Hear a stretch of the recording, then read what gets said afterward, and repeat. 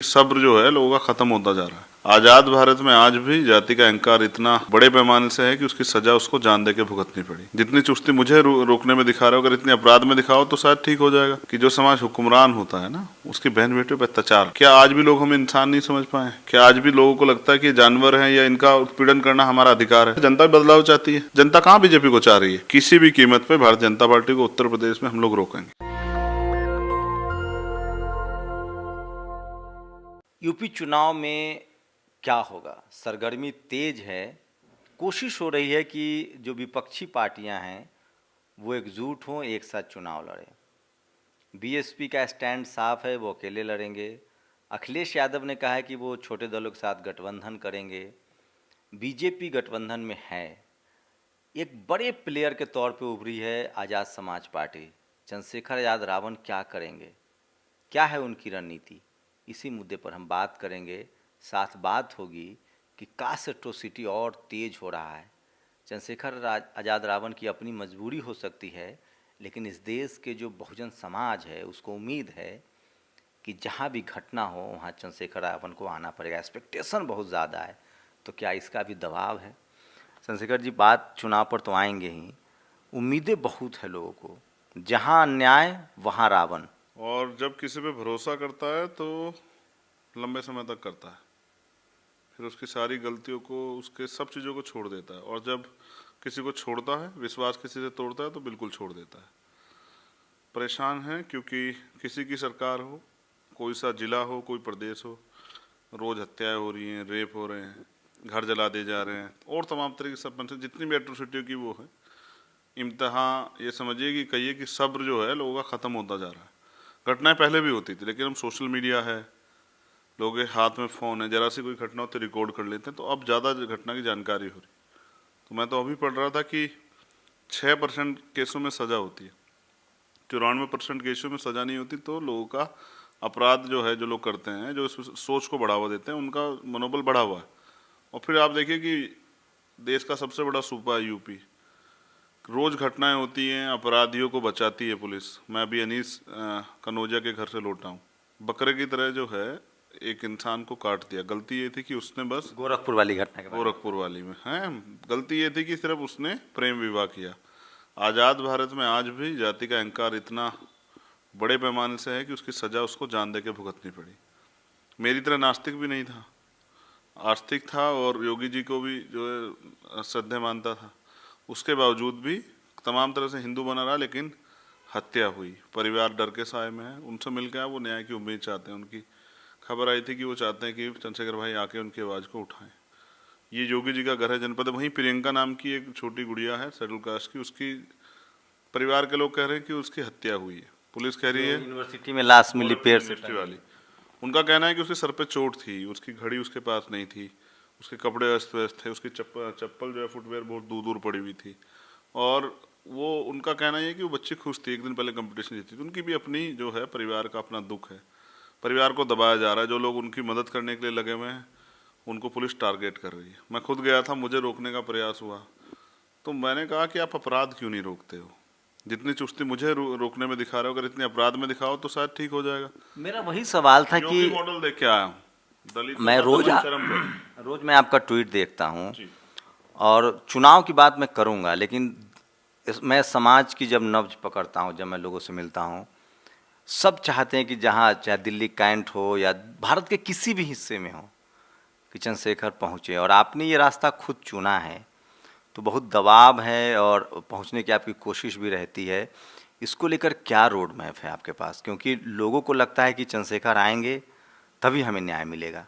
देखिए, समाज में आज़ाद समाज पार्टी और भीम आर्मी एक बड़े समूह को जो है ना रिप्रेजेंट करती, और एक बड़े समूह का विश्वास भी, वो लोग जुड़े हुए भी। तो ज़्यादा घटनाओं की सूचना हम तक आसानी से आ जाती है। जो मेन स्ट्रीम मीडिया में नहीं आता, कहीं नहीं आता, वो हम तक आ जाता है। मगर उनको ये लगता इसलिए है क्योंकि हमारे जाने के बाद तमाम तरह की चर्चाएं जोर पकड़ते हैं, पुलिस प्रशासन सब लोग सक्रिय हो जाते हैं। वो इसलिए चाहते हैं कि मैं आऊँ क्योंकि वो चाहते हैं न्याय मिले, और मैं ये चाहता हूँ कि घटनाएं रुक जाएं। तो जैसा आपने कहा कि दबाव तो है, क्योंकि मैं सब जगह जाना चाहता हूँ जहाँ जहाँ न्याय सुनिश्चित हो जाए मेरे जाने से। लेकिन प्रॉपर हमने इस पर संगठन के तौर पे काम किया, हर जगह यूनिट है। और अब तो सभी जातियों में हमने लीडरशिप खड़ी की है कि लोग जो है ना चंद्रशेखर नहीं पहुंच सकते तो वहाँ के प्रदेश अध्यक्ष, जिला अध्यक्ष, मंडल के लोग या और लोग पहुंच जाएं। हम पे सेंटर में भी लीडरशिप है, हमने लगभग जो है ना 21-20 लोग कमेटी बना दी है सेंटर की।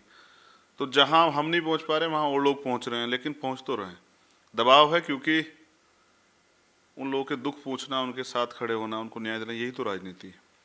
उनके आंसुओं को अपने हाथों से समेट लेना, या जब वो परेशान हो तो उनको वो लिपट के रोना चाहते हैं तो उनके साथ खड़े हो जाना। वो देखना चाहते हैं कि उनका भाई या जिस पे वो भरोसा करके जिसके साथ खड़े वो उनके बीच में हो। उनकी तकलीफ सामाजिक रूप से वो हमारी तकलीफ है, उसको दूर करने के लिए प्रयास तो जारी है। कोशिश ये रहेगी कि अब ज़्यादा लोग तैयार कर दे जाएं कि आसानी से सारी घटनाओं पे काम हो, तो सब जगह न्याय सुनिश्चित हो। राजनीति में नफा हो नुकसान हो, ये जो समाज के साथ खड़ा होना है, ये सड़कों पर जो रहना है, ये करते रहेंगे आप? फर्क नहीं पड़ता, राजनीति हमारी तो ये है। जब तक हमारा प्रयास है ना, राजनीतिक सत्ता से अलग मैं बात कर रहा हूँ कि ये सब चीज़ें अगर जिन सरकारों में हो रही तो उन सरकारों का हमें तो कोई फ़ायदा नहीं है। अगर वहाँ कानून व्यवस्था अच्छी होती और न्याय आसान होता तो फिर ये घटनाएं पे ये बढ़ोतरी नहीं हो रही, जिन पर रोक लग गई होती। लेकिन जैसा आपने कहा कि भविष्य का तो ये है कि हम इतनी बड़ी ताकत का निर्माण करेंगे, और प्रयास हमारा ये भी रहेगा कि क्योंकि काशीराम साहब ये कहते थे कि जो समाज हुक्मरान होता है ना, उसकी बहन बेटियों पर अत्याचार नहीं होते, उनका कोई घर नहीं जलाता, उनकी कोई मूछें रखने पर या घोड़ी चढ़ने पर हत्या नहीं करता है, उन लोगों को जो है उन लोगों को कोई गांव से बेघर नहीं करता है, उन लोगों की बहन बेटियों पर रेप नहीं होते हैं। तो अब हमारा प्रयास ये भी कि सत्ता में हमारे लोग आए। तो अगर सत्ता में आ जाएंगे तो मुझे लगता है कि जिस प्रदेश में हम लोग सत्ता में आ जाएंगे उस प्रदेश में तो मुझे नहीं जाना पड़ेगा किसी भी एक काम के लिए, वहाँ कोई घटना होगी ही नहीं। वहाँ तो आंख उठाने से पहले लोग 1000 बार सोचेंगे, किसी बहन बेटी की तरफ देखने से पहले। जो घटनाएं रोज बढ़ रही, हर 8-9 मिनट में एक दलित बेटी का रेप होता है पूरे देश में। तो ये होता क्यों है? इससे तकलीफ है। क्या आज भी लोग हमें इंसान नहीं समझ पाए? क्या आज भी लोगों को लगता है कि जानवर हैं या इनका उत्पीड़न करना हमारा अधिकार है?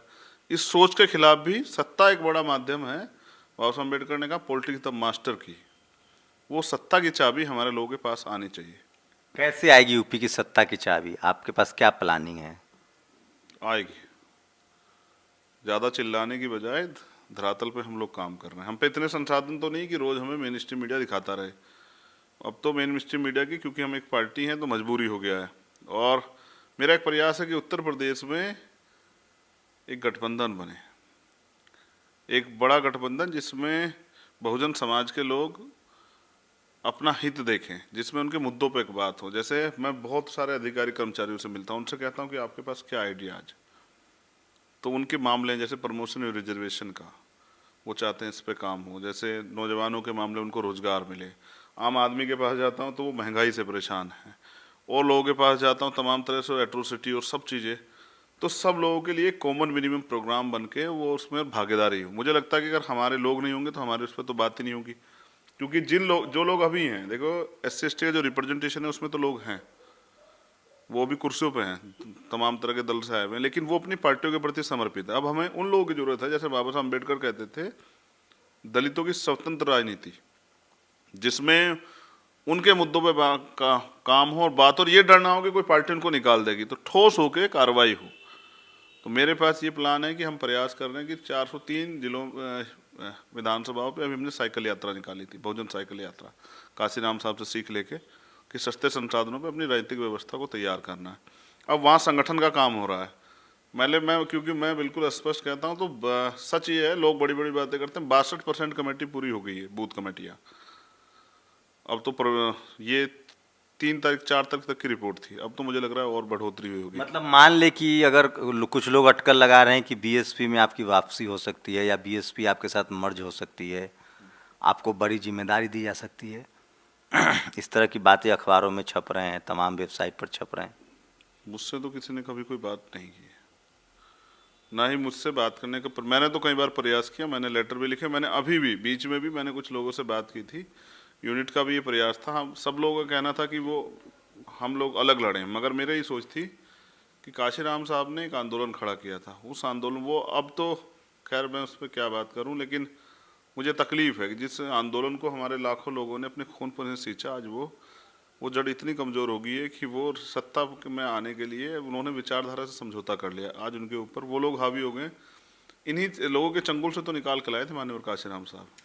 ये भी आपके साथ बीएसपी के जो वो तमाम लोग जो उनके बैकबोन हैं, जो कर्मचारी अधिकारी जो उसके सिंपथाइजर हैं, उन वो लोग तेजी से जुड़ रहे हैं आपके साथ? हाँ बिल्कुल जुड़ रहे हैं। हमारी जो मिशन 78 है, मिशन काशीराम, जो माननीय काशीराम 78 में हमसे बनाई थी, जो हमने बनाया अपना कर्मचारी अधिकारियों का संगठन कि हमारे ब्रेन का काम करें, वो रणनीतियां बनाए और उनकी उनकी जो है ना इतनी रिकॉग्नाइजेशन तो हो कि पार्टी में कौन आदमी अच्छा काम कर रहा है, कोई किस व्यक्ति को टिकट हो, उसकी जो है उसकी तमाम तरह की इन्फॉर्मेशन वो लोग कलेक्ट करें और उनके अनुसार काम हो।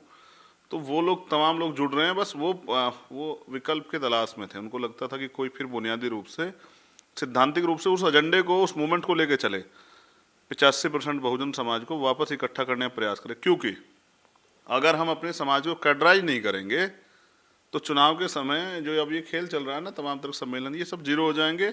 जब बीजेपी अपना एजेंडा लेके आएगी हिंदू मुस्लिम वाला, जो वो सेट कर रही है, जैसे कल दिल्ली में आपने देखा कि वहीं गृह मंत्रालय और वहीं राष्ट्रपति भवन, वहीं सुप्रीम कोर्ट, उसके बराबर में ही नारे लग रहे थे कि मुल्लों को काट दो, ये कर दो। ये आप समझते हैं अगर किसी और धर्म के लोगों ने ये नारे किसी और धर्म के खिलाफ लगाया होता तो आज देश में इतना बड़ा माहौल होता और तमाम तरह से तांडव हो रहा होता, और उन लोगों पर एनएसए लगा दी होती, उनके परिवार के जो उनके घर गिरा दिए होते। अगर कहीं किसी दूसरे धर्म में, सोचिए अगर ये मुसलमानों ने किया होता किसी और मतलब हिंदू धर्म के खिलाफ, या किसी और ईसाइयों ने किया होता कि हिंदू धर्म के खिलाफ, तो आज क्या हाल होता उनके परिवारों का, आप आइडिया लगा। और ये सोच उनके कनेक्शन ढूंढे जाते कौन से आतंकवादी संगठन से। तो जो हो रहा सब हम देख रहे हैं, क्योंकि जब बीजेपी क्या आपको लगता है कि आएगी ना, आप प्रतिक्रिया देना चाहते हैं जो बीएसपी का जो प्रबुद्ध सम्मेलन जिसको बहन जी कह रही हैं, जिसको ब्राह्मण सम्मेलन कहा जाए? नहीं, इतना समय नहीं है मेरे पास कि उस पर मैं समय खराब करूं। मैं तो ये समझूंगा कि वहाँ वैचारिक दरिद्रता तो हो गई है। वो आज वो मूवमेंट इतनी रूप से जकड़ी हुई है कि वो वहाँ से जो है फायदे के समाज का कोई भला नहीं हो सकता। मैं ज़्यादातर SC ST OBC के नेताओं से मिलता हूँ, वो टू द पॉइंट साफ साफ बात करने में हिचकते हैं। SC ST OBC माइनॉरिटी, आप रोस्टर का मामला हो, आरक्षण का मामला हो, OBC नीट रिजर्वेशन का मामला हो, जनगणना का मामला हो, आप क्लियर बोलते हैं, साफ साफ बोलते हैं। तो आपको क्या 10% वोट के नुकसान का डर नहीं रहता आपके मन में, जो सवर्ण समाज का वोट? बीजेपी को कहाँ रहता है 18-20% मुसलमानों का डर? वो तो बिल्कुल उनके खिलाफ एजेंडा बना काम करती है। देखिए बिल्कुल साफ बात, काशीराम साहब ने हमें आइडियोलॉजी दी, बहुजन हिताय बहुजन सुखाय। जब बात सामाजिक न्याय की आएगी तो जिन लोगों को परेशानी होगी हम उनके साथ खड़े हो सकते हैं, लेकिन ये राजनीतिक व्यवस्था है, यहाँ से ताकत पैदा होती है। ताकत मैं दूसरे लोगों को दे दूँ तो हमारे लोग करेंगे क्या? और अभी मैंने देखा ना प्रभु सम्मेलन की, आप मैं उस पर एक ही बात कहूँगा, सब लोग कह रहे हैं कि यहाँ एक वर्ग के पास उनकी माउथ मीडिया बहुत अच्छी है, वो माहौल बनाते हैं। तो मुझे शर्म आती है इस बात पे कि 4-4 बार सत्ता रही हमारी, और मुलायम सिंह जी की भी सत्ता रही, तो क्या दलित पिछड़ों में आज तक बोलने की और माहौल बनाने की माउथ मीडिया उनका इतना कमज़ोर है? क्या? मैं तो इस बात को नकार देता हूँ पूर्ण सिर से। काशीराम साहब ने वो ताकत पैदा की थी उस समाज में कि एक दलित समाज का व्यक्ति, और चाहे वो ओबीसी समाज का हो या माइनॉरिटी का, जो कैडर से तैयार हुआ था, वो अनेक धर्म जाति के लोगों को समझा के राजनीतिक व्यवस्था में वोट की वैल्यू समझा सकता था, और वो बता सकता किस तरह जुड़ के जो है हम सत्ता प्राप्त कर सकते हैं। आप मेरी तो बात छोड़िए, एक एक कार्यकर्ता काशीराम साहब ने ऐसे तैयार किया था। आज वो लोग जो लोग उनकी विरासत चला रहे हैं वो कह रहे हैं कि बिना ब्राह्मणों के नहीं होगा। मुझे बड़े सोचने का विषय है कि वो सब आपसे जुड़ रहे हैं, वो सब लोग आपसे जुड़ रहे हैं? हाँ जुड़ रहे हैं। और मैं कह रहा हूँ, इस बार गया था मैं तो सैकड़ों की संख्या में ऐसे लोग थे जो कह रहे थे कि भाई हम उस मूवमेंट में दिल से जुड़े हुए थे, विचारधारा की वजह से जुड़े हुए थे, उसके अलावा कहीं नहीं गए। लेकिन अब हमारा विश्वास जो है वो शून्य हो गया। अब हमें लगता है कि वहाँ कुछ होने वाला नहीं है। अब तो वो सब जो है कब्जे में चला गया है। अच्छा, एक सीधा सवाल, एक अखिलेश है, एक बीएसपी है, एक बीजेपी है, एक नई कोशिश भी हो सकती है, ओवैसी राजभर भी मिल सकते हैं, तो चंद्रशेखर यादव रावण कहाँ जाएंगे? क्या अकेले चुनाव लड़ेंगे 403 सीटों पर, या किसी गठबंधन में जाएंगे, या अभी सभी दरवाजे खुले हैं? शंभू भाई, बीजेपी से तो मतलब ही नहीं बनता, जिनसे संघर्ष है उनसे तो कोई समझौता हो ही नहीं सकता है। दूसरी बात रही तो बाकी अभी चुनाव में समय है। हमारा प्रयास ये है कि पहले हम खुद तैयार हो जाएं कि हमें कितनी क्षमता हमने तैयार की है, और अगर हम इस हैसियत में हमें लगा कि नहीं पहुंच पाए कि हम अपने प्रत्याशी को जिता सके, तब हम इस पर फैसला लेंगे। अभी तो हम इस हैसियत में हैं। आप समझिए, बुलंदशहर चुनाव जब हुआ था, उपचुनाव, तो हमने समाजवादी आरएलडी का गठबंधन और कांग्रेस के प्रत्याशी को पीछे छोड़ दिया था। लेकिन उसके बाद हम घर नहीं बैठे, हमने अपनी तैयारी का आकलन किया, उसके बाद हमने बूथ कमेटियां बनानी शुरू की। आज हम हर विधानसभा में 20 से 30,000 40,000 जो है वर्कर तैयार अपने कर चुके हैं। हमारा प्रयास रहेगा 2-3 महीने में इसको और बढ़ाएं, और फिर जब अच्छे लोगों को मौका मिलेगा, और जनता बदलाव चाहती है, जनता कहाँ बीजेपी को चाह रही है, लेकिन उनके पास विकल्प नहीं है, क्योंकि उनके बीजेपी ने अभी तो सीबीआई ईडी इनकम टैक्स का प्रयोग शुरू ही नहीं किया है।